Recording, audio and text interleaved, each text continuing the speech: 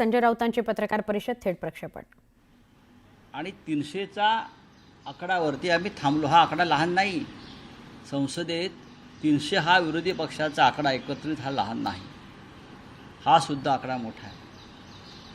आणि त्यांना मिळालेली मतं जी आहेत 452 457, त्यांना एरवी मिळणारी अनेक मतं आहेत. बिजू जनता दलाची आहेत, अकाली दलाची आहेत, KCR पक्षाची आहेत. हे लोक तटस्थ राहिले. हे त्याच दहशतीमुळे आणि भीतीमुळे ह्यांनी आम्हाला या वेळेला मतदान करण्याचा विचार केला होता या सगळ्यांनी. पण शेवटी म्हटलं ना, भय, दहशत, सत्तेचा गैरवापर या गोष्टी झाल्या तरी निवडणूक उत्तम झाली.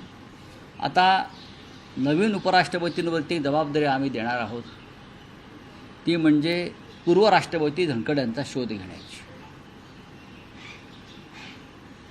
राज्यसभा सुरू झाल्यावरती आम्ही हा मुद्दा उपस्थित करू की नवीन राज्यपालांच्या अधिकारामध्ये एखादी SIT स्थापन करता येईल का, की कहाँ गए पूर्व उपराष्ट्रपती. कोणी म्हटलं ते आता हरियाणातल्या एखाद्या फार्म हाऊसवर आहेत, अन्य आहेत. जोपर्यंत त्यांचं सार्वजनिक दर्शन होत नाही आणि इतके दिवस त्यांना कोठे डांबून ठेवलं होतं ते स्पष्ट होत नाही, तोपर्यंत ते गायब आहेत असंच आम्ही गृहीत धरतो. संविधानाचं रक्षण करण्यासाठीच नवीन उपराष्ट्रपती जर आले असतील तर आपले पूर्व उपराष्ट्रपतींचं काय झालं हे राज्यसभेला माहिती देण्याचं काम त्यांची जबाबदारी त्यांची आहे.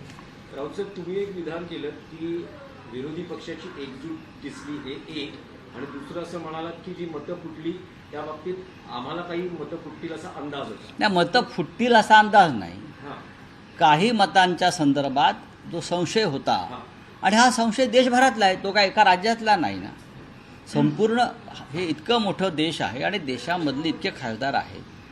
प्रत्येकाची प्रत्येकाला माहिती असते. कोणी कोणाला फोन केल्यात, कोण कोणाला भेटलेलं आहे, कोणी कोणाला चहाला बोलवलेलं आहे. हां, त्यांच्याकडे पेगासिस असेल, आमच्याकडे बरंच काही ॲक्सेस असतात ना. नाही, पण राऊत साहेब त्यात शिंदे शिवसेनेचे खासदार किंवा नेते असं म्हणतात की महाराष्ट्रातून मतं कुठली अजिबात नाही. शिवसेना UBTची 5, NCPची 2 असाही दावा केला जातो. नशीब ते शिवसेना माननीय उद्धव ठाकरे पक्षाची 25 मतं फुटली असं बोलत नाहीत आणि पवारसाहेबांची 27 मतं फुटली असं बोलत नाही. असं विधान करणाऱ्यांचा मेंदू गुडघ्यातसुद्धा नाही, त्यांना मेंदूच नाही. हे कोण लागून गेलेत आमची मतं फोडणारे. हे तुम्ही निष्ठावंत जे राहिलेत आमच्या पक्षामध्ये ताकदीनं, त्यांचा अपमान करताय सगळ्यांचा. निष्ठा या शब्दाचा अपमान आणि कलंक लावणारे हे लोक आहेत. हे जे बोलत आहेत कोणी, आज स्वतः विकले गेले, स्वतः शरण गेले, स्वतःचा स्वाभिमान गहाण पडला, स्वतः गुलामी पत्करत आहेत आणि इतरांवरती शिंतोडे उडवत आहेत. हे जे कोणी लोक आहेत शिंदे गटाचे वगैरे, त्यांना सांगा जाऊन फार शहाणपणा करू नका. नाहीतर नेपाळमध्ये जे झालं ना, लोक रस्त्यावरती आले, हां, तसं तुमच्या बाबतीत व्हायला वेळ लागणार नाही. या महाराष्ट्रात लोक खतखत आहेत. महाविकास आघाडीतलेच खासदार आहेत असं ते वारंवार असं यासाठी म्हणतात की ज्या प्रकारे काही नाराजी त्यांनी याआधी सुद्धा बोलली दाखवली, काही नाराज आहेत असं. आमच्याकडे कोणी नाराज नव्हतं ना, पवारसाहेबांच्या पक्षात ना, आमच्या पक्षात ना, काँग्रेस पक्षामध्ये अजिबात नाही. नाराज जर कोणी असतील तर ते भारतीय जनता पक्षामध्ये होते. नाराज जर कोणी असतील तर ते भारतीय जनता पक्षामध्ये होते. पण प्रत्येकाची मतं प्रत्येकाला पडलेली आहेत, इतकंच मी सांगतो. नाही, पण यावर फडणवीसांची अशी प्रतिक्रिया आहे. ते असं म्हणतात की वातावरण तयार करून तोंडावर पडायचं अशी विरोधी कोणीही पक्षाची अवस्था आहे. NDAची मतं फोडू असं सांगितलं, मात्र त्यांना स्वतःचीही मतं राखता आली नाही असं त्यांनी म्हटलं. देवेंद्र फडणवीस यांनी महाराष्ट्रात स्वतःचं स्थान सांभाळावं. सध्या कोणी असं बोललं नाही की आम्ही NDAची मतं फोडू. NDAमधलं वातावरण चांगलं नाही आणि NDAला मिळणारी मतं तटस्थ राहिली.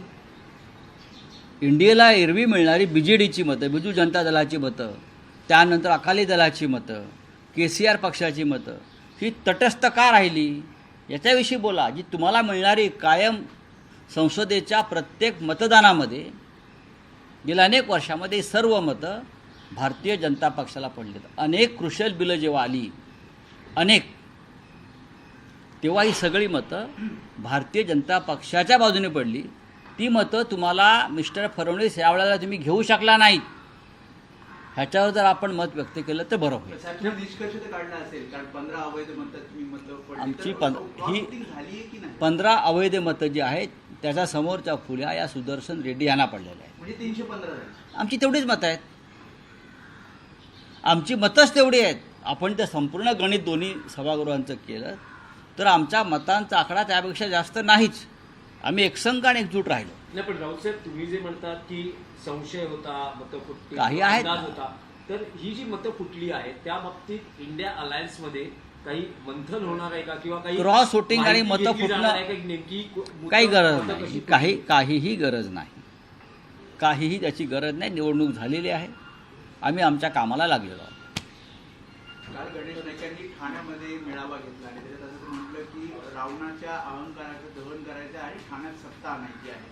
पुन्हा एकदा कविता पाहायला मिळतो. आता हा त्यांचा पक्षातला अंतर्गत विषय आहे. देवेंद्र फडणवीस यांनी त्याच्यावर लक्ष घातलं पाहिजे.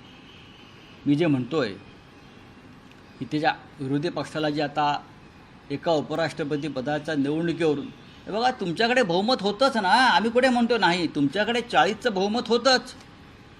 त्याच्यामुळे आम्ही तोंडावर पडलो वगैरे. तुम्ही तोंडावर रोज पडताय ते बघा. मराठा आरक्षणामध्ये, ओबीसी आरक्षणामध्ये, भ्रष्टाचाराच्या मुद्द्यावर रोज असे प्रकरण येत आहेत. रोज तुमच्या पक्षामध्ये फक्त तुमच्या आघाडीमध्ये आता कॅबिनेटला गँगवॉर व्हायचंच बाकी आहे. ठाण्यात तर होणारच आहे. नवी मुंबईत तर होणारच आहे. रिव्होल्युशन होणार आहे ठाणे आणि नवी मुंबईत. क्रांती. ठाण्यात आणि नवी मुंबईमध्ये गणेश नाईक क्रांतीची मशाल घेऊन उभे आहेत. आम्हाला माहिती आहे काय होणार आहे. Revolution Nepal style. तेच साहेब, नेपाळचा विषय काढला. काल तुम्ही एक ट्विट केलं आहे. तुम्ही म्हटले की नेपाळमध्ये जी आज परिस्थिती आहे ती अन्य देशातही घडू शकते. नेमकं तुम्हाला काय म्हणायचंय? तुम्हाला काय ऐकायचं आहे? जे तुम्ही सांगणार ते आम्ही ऐकणार. आपको क्या सुनना है मेरे से? मत ते देखिए, नेहमी अपेक्षित असतं. नेपाल भारत का एक सीमावर्ती ऐसा देश है जो बिहार से सटा है, जो वेस्ट बंगाल से उनसे बहुत सा एक भाग है, वो वेस्ट बंगाल से भी जुड़ा हुआ है, थोड़ा यूपी से भी जुड़ा हुआ है. ये आग जो है जो नेपाल में लगी है देश के सीमा पर, और हिंदुस्तान में 75 लाख 75 लाख नेपाली भी रहते हैं. ये आग जो है वो करप्शन के खिलाफ है. ये आग जो है नेपाल में